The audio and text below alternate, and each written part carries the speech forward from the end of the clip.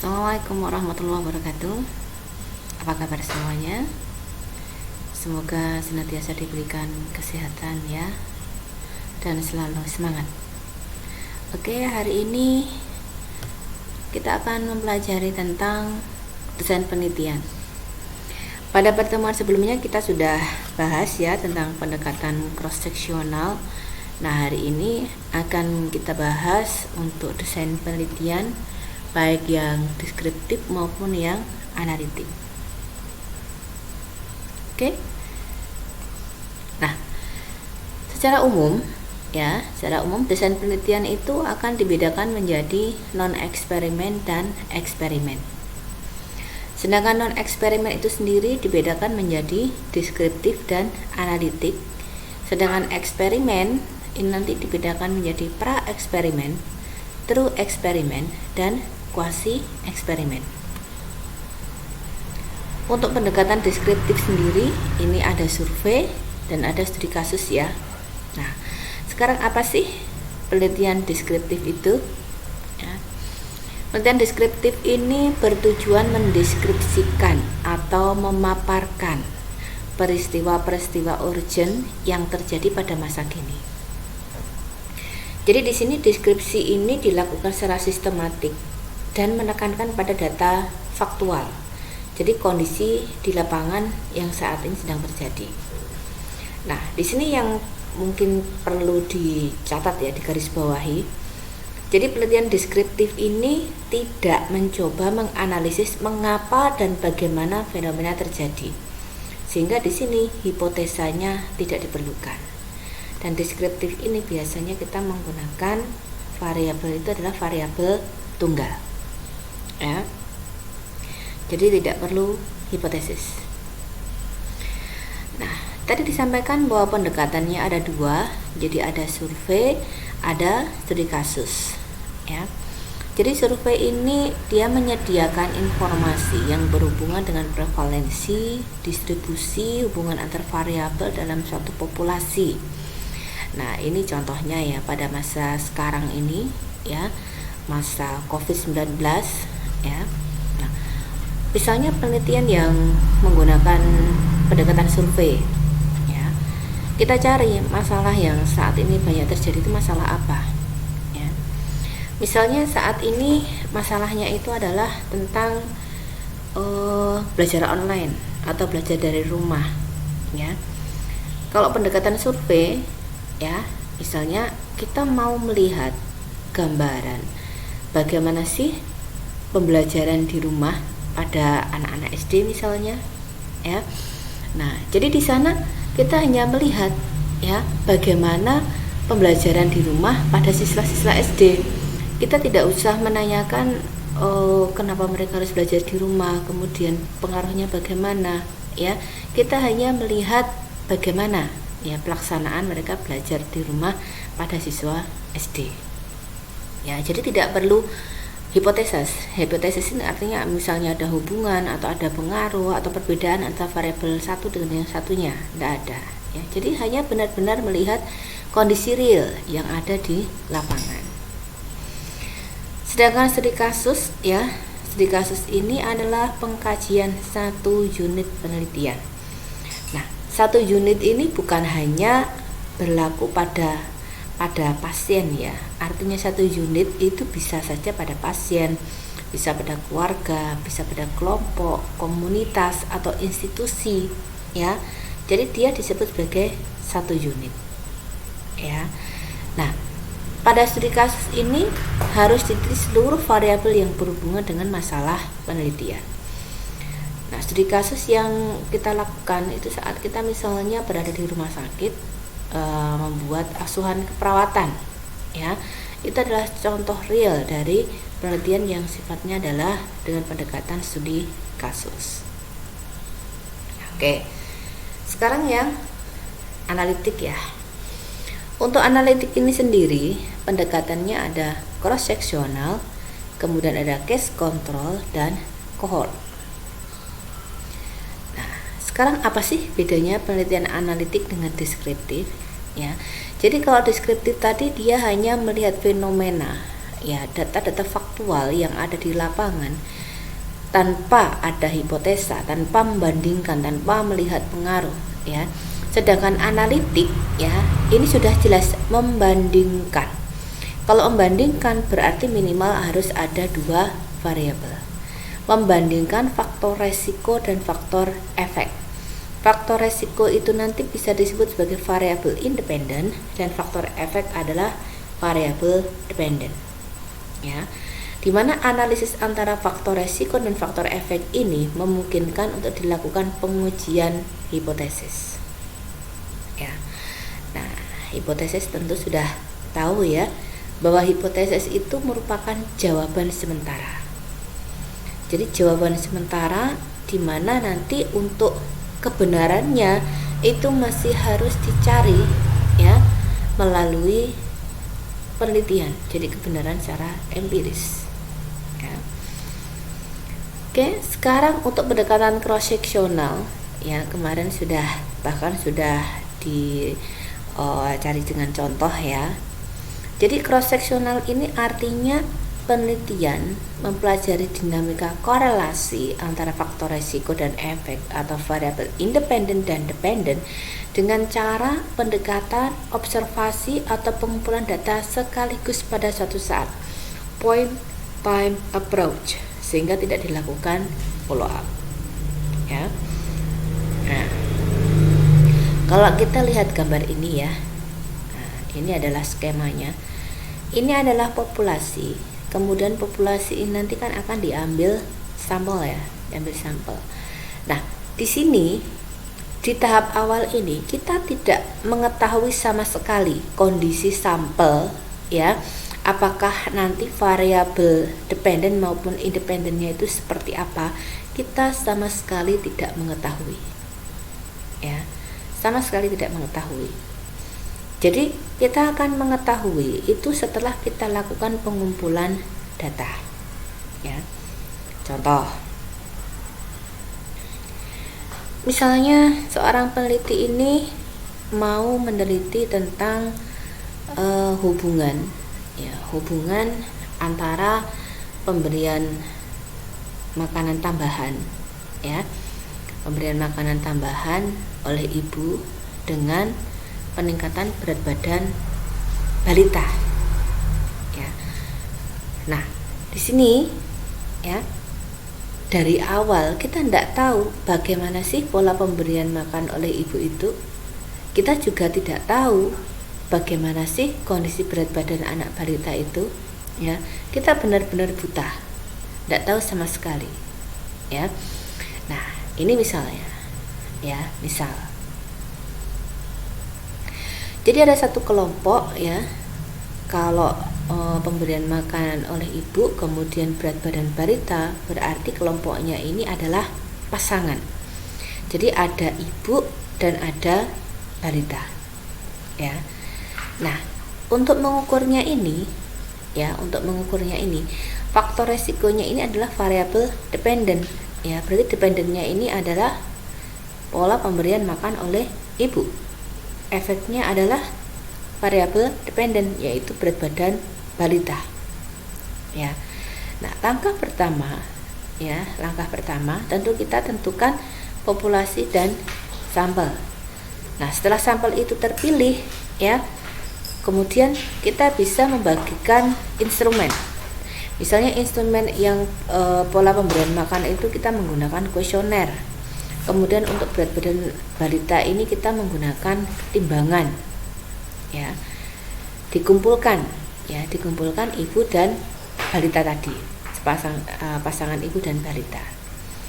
Nah, saat kita kumpulkan ya, saat kita mengukur atau memberikan kuesioner pada ibu ya untuk mengukur pola pemberian makan, di saat yang sama kita juga mengukur berat badan balita ya. Di saat yang sama kita mengukur berat badan balita. Misalnya ibu dan balita ini diundang ke balai desa misalnya ya.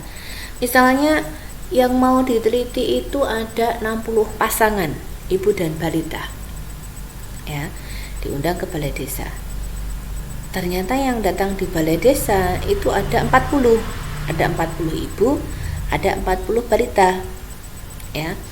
Nah, 40 ibu itu diberikan kuesioner yang isinya adalah tentang pemberian makanan.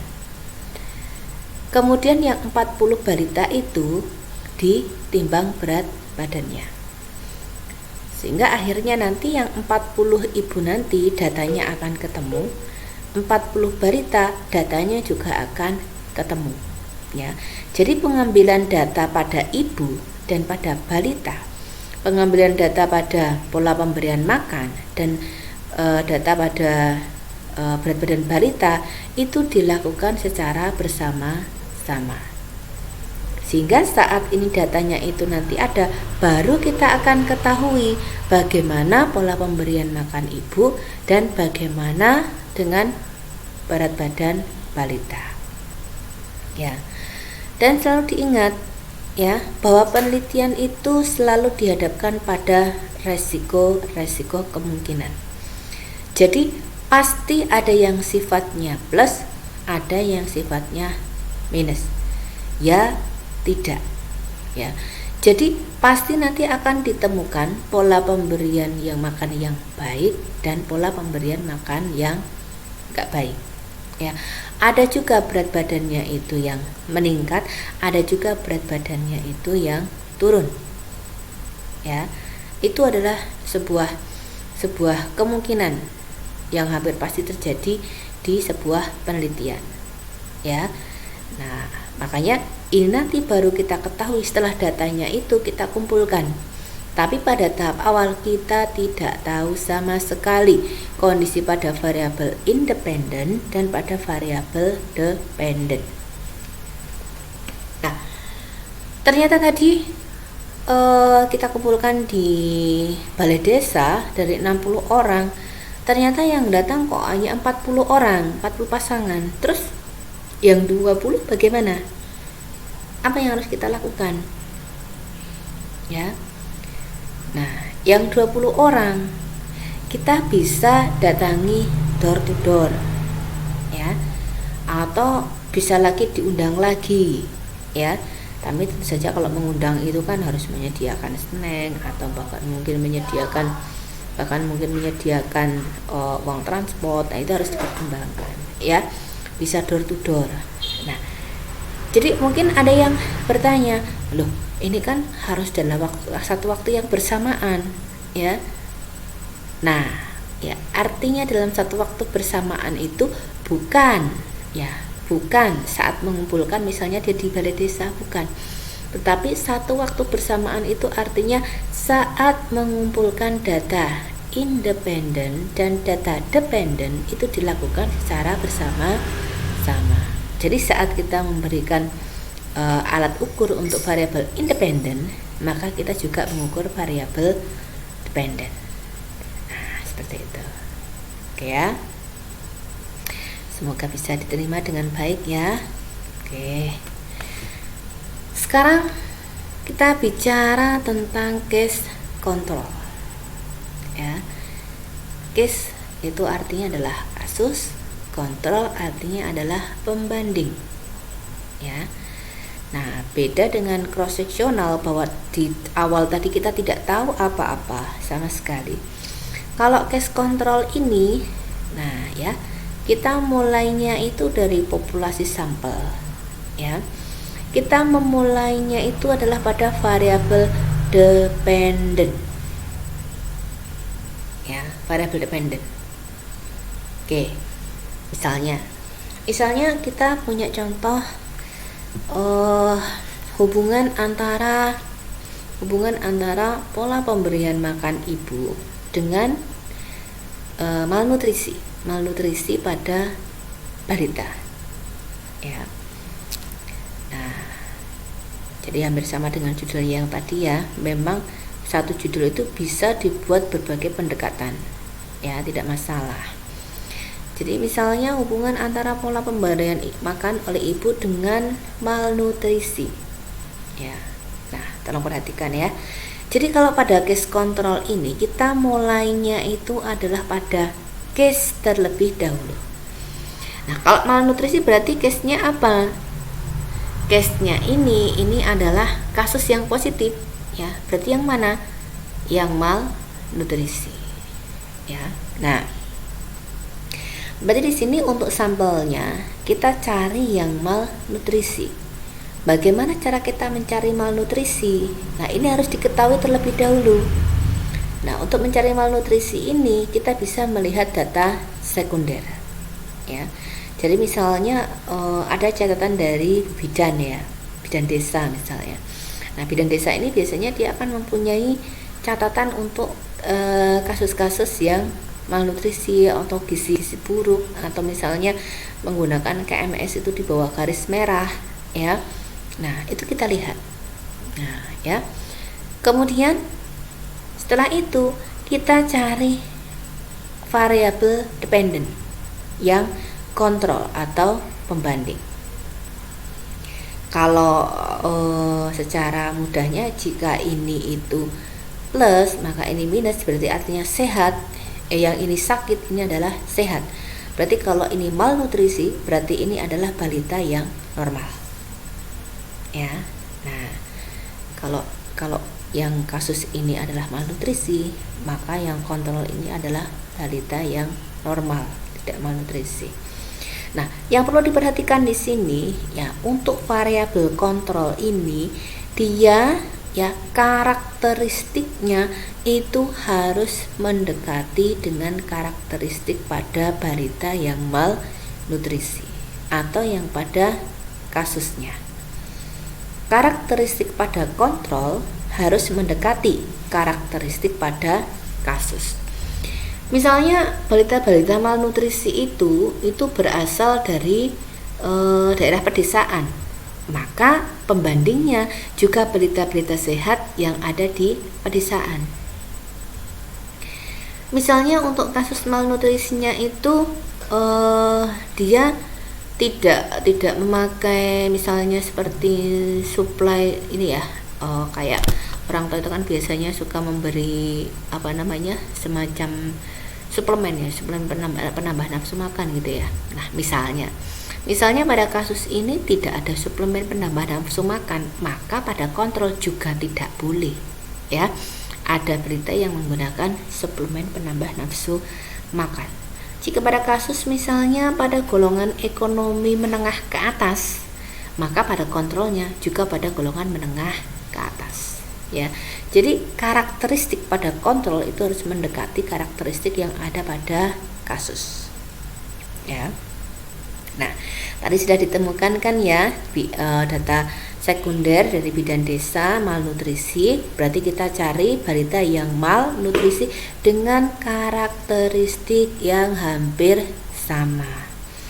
Baru kemudian secara retrospektif itu artinya ditelusuri ke belakang ya, untuk dilihat bagaimana faktor resikonya atau variabel independennya ya. Nah, jadi untuk variabel independennya misalnya nanti diberikan kuesioner gitu ya. Nah, jadi yang balita yang malnutrisi tadi, yang sudah ketemu malnutrisi, ini kan ada orang tuanya. Nah, orang tuanya diberikan kuesioner tentang pola pemberian makan. Demikian juga balita yang sehat ya, maka dia juga punya orang tua. Orang tuanya ini diberikan kuesioner tentang pola pemberian makan. Sehingga nanti akan ditemukan pada balita yang malnutrisi ini bisa jadi pola pemberian makannya itu baik, bisa jadi pola pemberian makannya itu jelek. Nah, ini nanti bagaimana.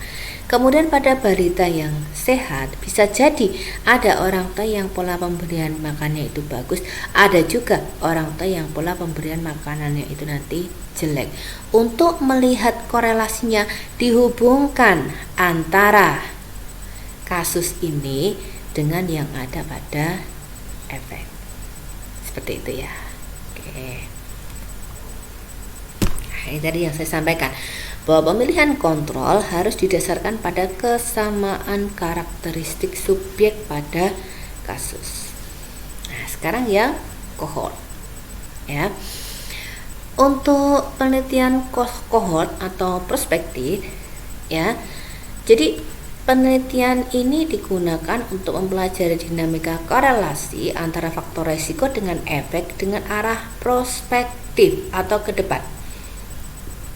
Jadi kebalikan dengan case control, kalau case control itu diawali dari variabel dependent, kalau cohort diawali dari faktor resiko atau variabel independen.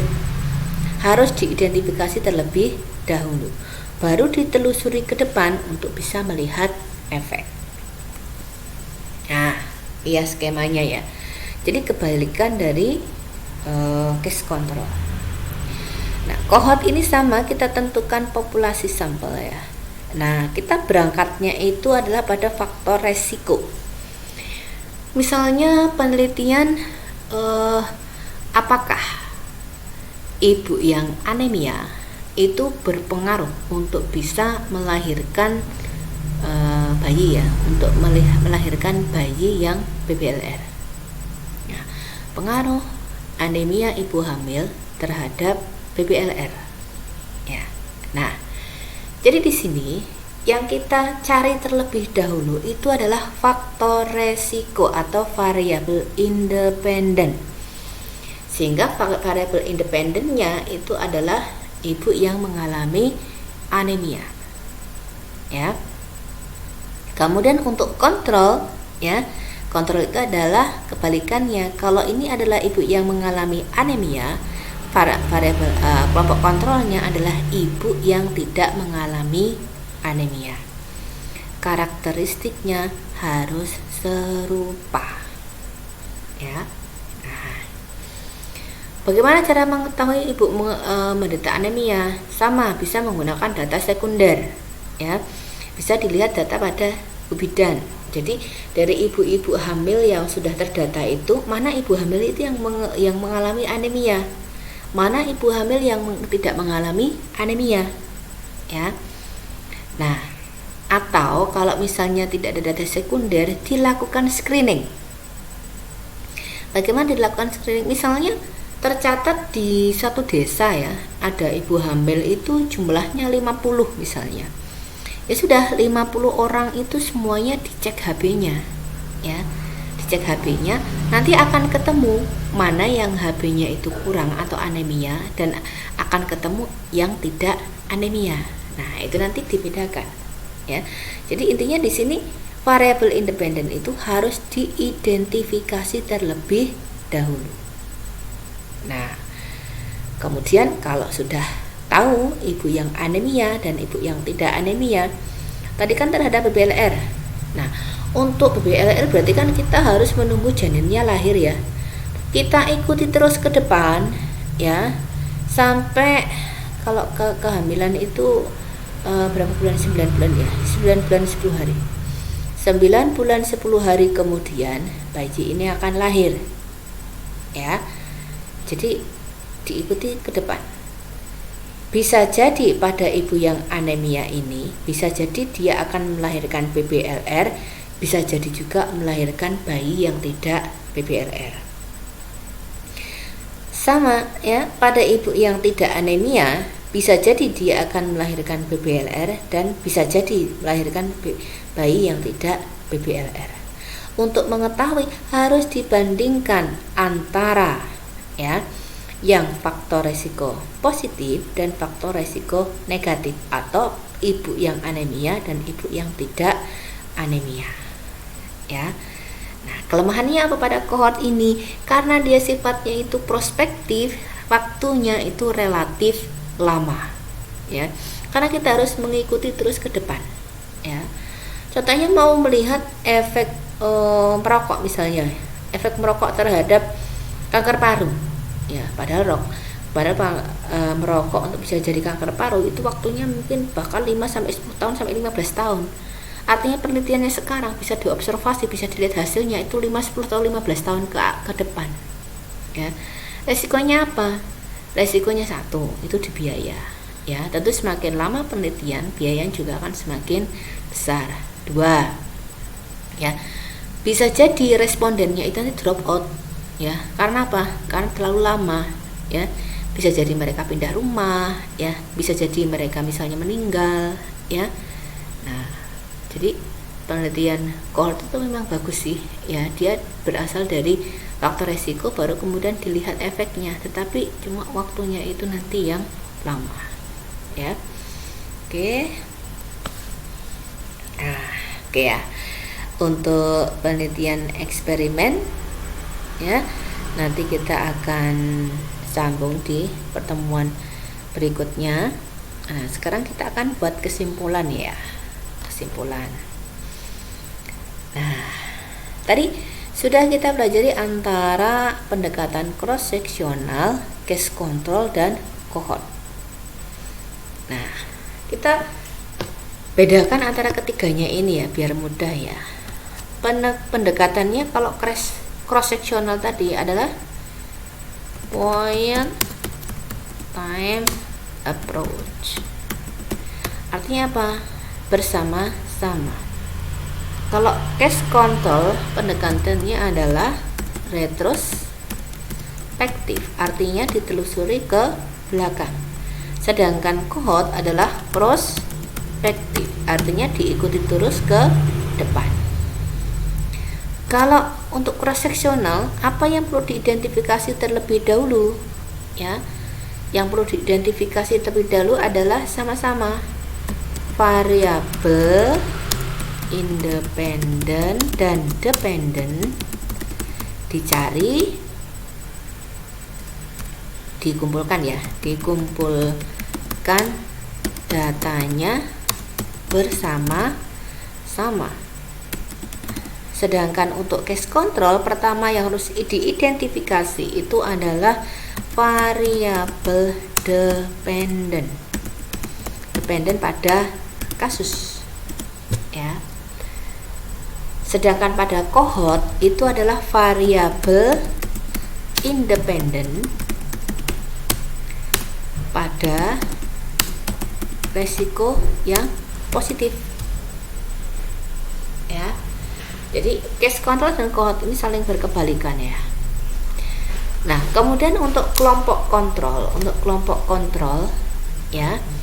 Kelompok kontrol ini ditemukan itu secara bersama-sama. Ya, secara bersama-sama. Ya. Jadi saat nanti data itu dikumpulkan akan secara otomatis terpisah ya. Mana yang masuk